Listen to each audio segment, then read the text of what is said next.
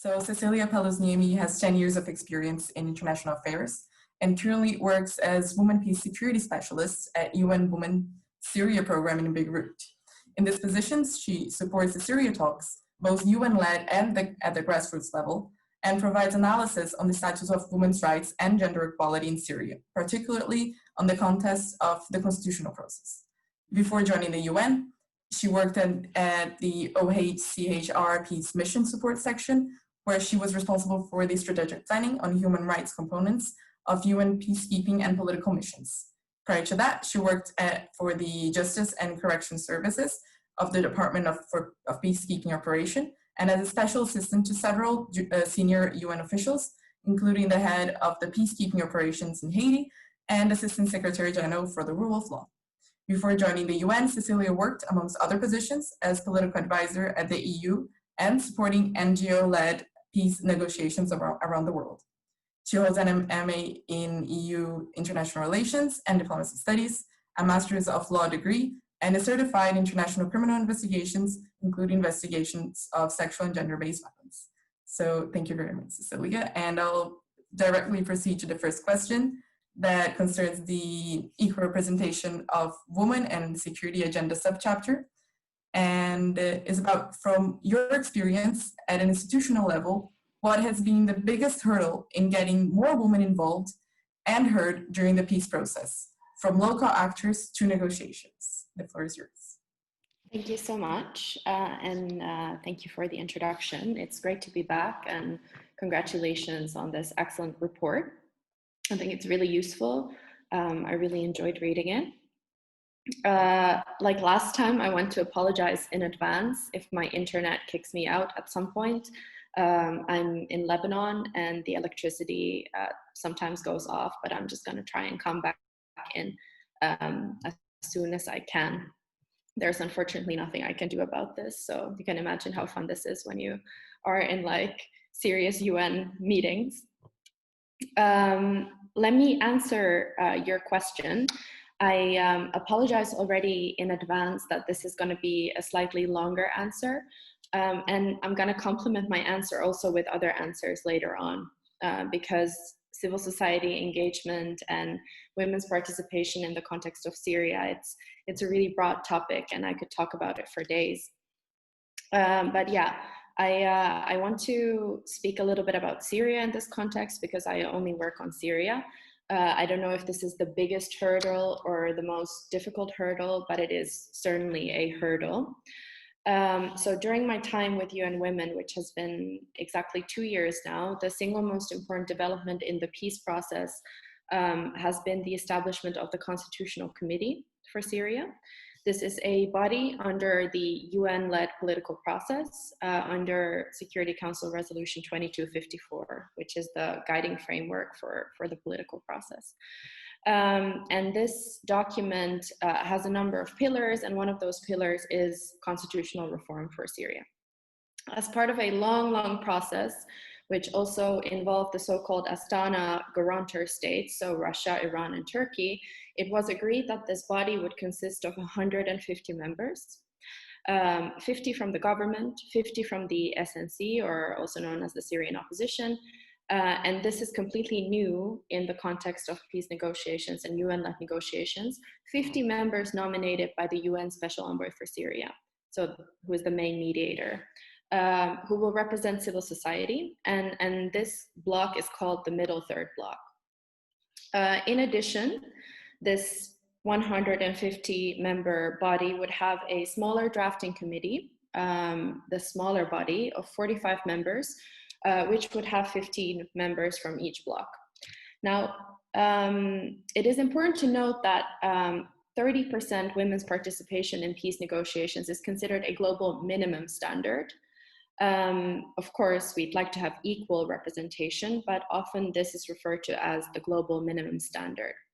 And so Syrian women's civil society have been consistently pushing for this 30% in their advocacy vis-a-vis the parties and the special envoy. So the special envoy, Mr. Gbv Criterion, and his predecessors took it upon them to push the parties to comply with this global minimum standard. But as you can imagine, it's quite difficult when the parties are trying to ensure the seats, and you just heard Hannah mention that it's usually the guys that are fighting, who hold the arms, etc., who get to participate in the talks. So it was not only complicated in the body of 150, but also in the smaller body, and particularly among civil society, because of course the parties were also trying to influence the civil society members. So most of the time between the Sochi conference in 2017, where the framework of this process was decided, and the actual establishment of the committee in fall 2019 was spent on trading for these seats. So as you know, parties, when they're trying to calculate their seats in these contexts, they really do not think about global minimum standards or gender equality and women's meaningful participation as a first or even as a last priority. So it's really important that the following elements are met, which maybe you want to consider also in trying to make your recommendations a reality. So the commitment of the main mediator is extremely important. The commitment by other powers and states that influence the negotiations, such as the Astana guarantors, pressure from civil society and empowering civil society in this regard, and support from bodies like UN Women and other allies for women's rights and participation, such as donors who have this feminist foreign policy and who are willing to fund civil society participation, because there is not just money that comes out of nowhere for women's participation. It's really expensive to fly people over to Geneva or wherever. So what I also want to say is that it's not about the numbers. We need gender equality and women's rights to be reflected in the substance of the negotiations. And in this context, in the terms of reference and core rules of procedure of the Constitutional Committee, there is actually a reference, a very small one, to gender mainstreaming. And it's also really important to remember that having 30% women around the table does not mean that, first of all, they have access to decision-making roles in these processes. So we must also ensure that they have leadership positions in subcommittees and other structures. We have to remember that not all of them are allies of gender equality and women's rights, that men who participate in the process can also be allies. We should also ensure that women who take part in these talks also have a role in whatever comes afterwards, so in decision-making post-conflict.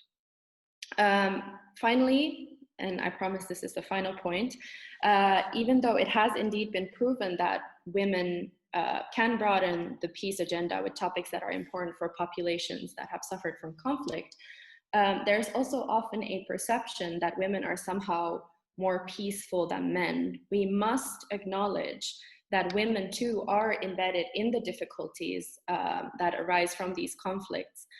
So we should acknowledge their grievances and needs accordingly and not presume that, oh, women will automatically agree. So that's my answer, not a short one, but an answer to the first question.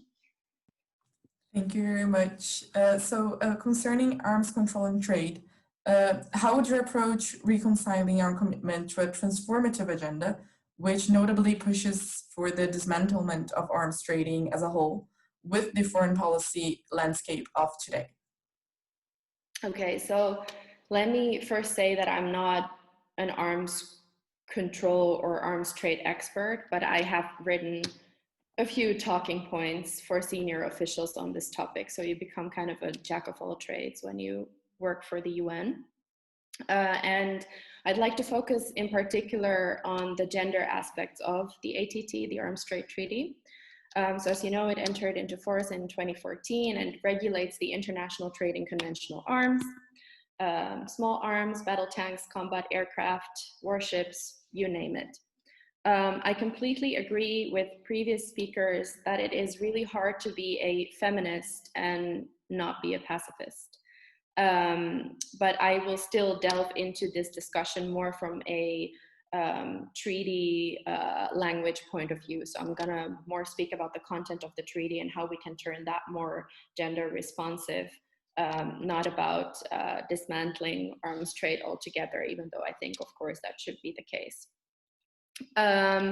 Firstly, I think it's absolutely key to ensure that women take part in discussions on arms trade and that these do not remain discussions reserved for men. Actually, women's activists, both at the global and national levels, have been really long-term champions of anything pertaining to the ATT and addressing gender-based violence and other issues too. And also UN Women has been working on this file for years.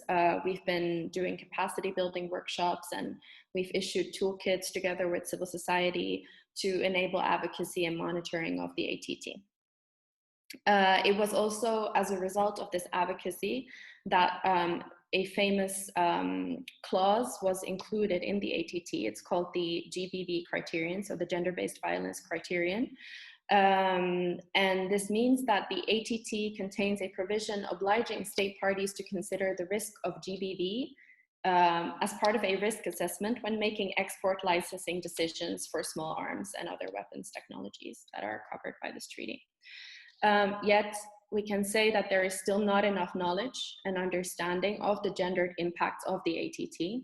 So even though, of course, we'd hope that there is no arms trade at all, I think it's really important to continue analyzing what the implications of arms trade are on women. And this includes the issue of GBV and sex disaggregated data, etc., even though these were actually thematic areas at last year's Conference of State Parties. So I have a few recommendations. I would say that it's really important to continue collecting sex disaggregated data on the differential impact of armed violence on women, girls, men, and boys. This was also in your recommendations, so that's excellent. I can share with you in the chat box afterwards, I have a number of data sets which could be used, which could be really useful for this purpose. Then secondly, I would say ensuring accountability for and the implementation of the Gbv criterion and the so-called risk assessment process, as so far, no license was ever denied based on this criterion. Then provide tools for governments to have better access to data for risk assessments, as authorities do not always, are not always able to find this information. And then the states parties have not defined GBV in the context of the ATT, so that would be really important. And also to remember that gender intersects with other characteristics. So this reminds me of your intersectional approach in the report.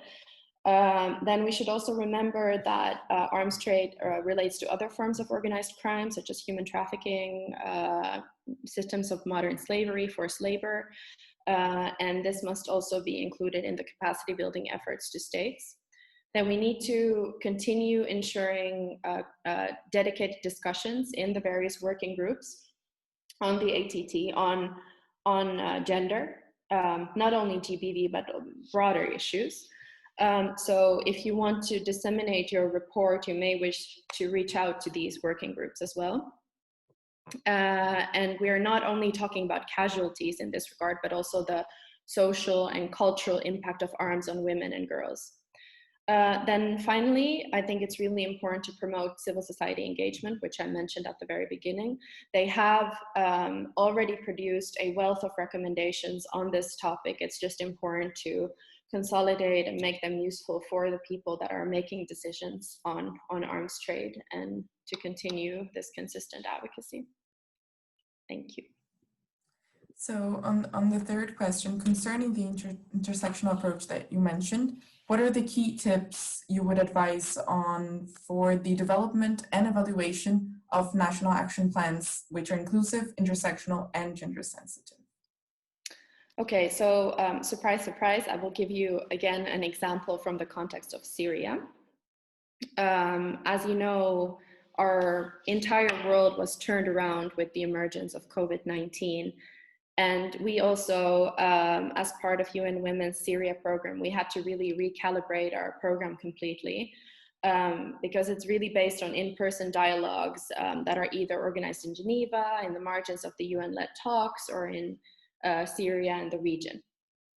Moreover, the Constitutional Committee was unable to meet until August 2020, and even for that, it required huge amounts of exceptions from the Swiss government.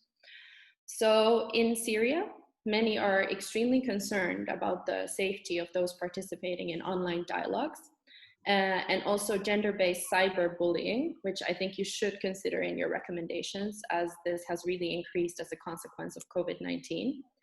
Nonetheless, the Women's Advisory Board, the WAB, which is an advisory body to the UN Special Envoy for Syria, which consists of 17 women from different communities, has been meeting on almost a weekly basis as a whole, and even more frequently in smaller working groups, which was never possible before because we were normally flying them over to Geneva. In this context, the WAB has also met more often with the Special Envoy and the Deputy Special Envoy, and have been able to more consistently influence the remarks of the Special Envoy at the Security Council. He has mentioned the WAB in nearly all of his remarks, been extremely grateful to their inputs in this unprecedented context. So this has been really great. In addition, the WAB has actually been working on knowledge products in support of the constitutional process, trying to figure out where commonalities could emerge in the constitutional discussions. I think when the WAB is discussing these kinds of technical topics, it can get extremely intense, but at the same time, there are many issues where they can agree as well. And as you suggest in your recommendations, the online discussions have enabled more frequent contact and socialization among women from different communities, rather than only meeting in Geneva a few times a year. So this is a positive result of moving online. Moreover, some other women from Syrian civil society have reported that they have more access to different kinds of women from different parts of Syria and abroad now that working online has become the norm. At the same time, there are a number of challenges. So women in general tend to have less access to technology than men, especially refugee women, other marginalized women. Cyberbullying has increased, as mentioned. Women's civil society are often looped in to free work as there are more and more online events, which is very tough in addition to increased household duties and other pressures that Syrian women have had to endure. And while you could say that women have indeed gained more access to each other and some decision makers, there's also more opportunity for negotiations being held in the dark and less opportunity for civil society to hold decision makers accountable for the inclusion of women as well. Indirectly, Syrian civil society, they have also suffered from the fact that peace building work has been deprioritized in the face of COVID-19, and many peace building and dialogue initiatives have become de facto humanitarian response initiatives as women's groups have become very agile in responding to COVID-19, and then their existing projects cannot really be easily calibrated to online work. So some recommendations moving forward. We should continue to provide more spaces for women to meet in person, be it in Syria or in capitals like, or not capitals, but global centers like Geneva, and push member states to lift some of these travel restrictions for groups that are supporting peace negotiations, because they may not be able to actually even meet safely in their home countries, so that we don't lose the level of socialization already attained. Then we should support access to technology for women, especially marginalized women, refugee women, etc. We should ensure that peace building work continues and receives the necessary technical support, even if this work continues online. Finally, I just want to say that technology can also be really useful in providing research and primary data to be used by women's civil society and gender advocates. We are actually trying to launch a research system in Syria, for Syria, to collect more primary data and to kind of take the temperature on the status of gender equality and women's rights in Syria. It's extremely challenging, and it's actually also quite dangerous. But we're still attempting to do this because it's hard to make policies and decisions if you don't have the data, and this is really important for civil society as well. So that's it.